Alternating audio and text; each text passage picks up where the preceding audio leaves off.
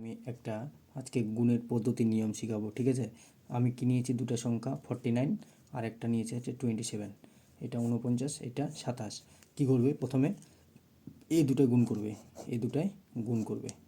7 নং কত হয়, 7 নং 63 হয়, 63-63-র 3, হাতে কত থাকলো, হাতে পড়ে থাকলো 6। এবার কি করবে, এটার সাথে এটা গুণ করবে, কত হচ্ছে 4 × 7 = 28, আর এটা হচ্ছে 9 × 2 = 18, এটা কত হচ্ছে 46, ঠিক আছে।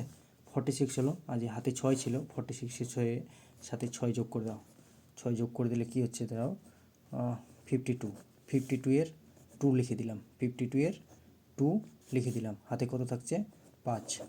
এবার কি করবে, এটার সাথে এটা একবার গুণ করে দিবে, 4 × 2 = কত হয় 8, 8 আর 5 কত হয় 13, এখানে ডাইরেক্ট 13 লিখে দাও। এটাই গুণফল, এটাই উত্তর, ঠিক আছে। Thank you.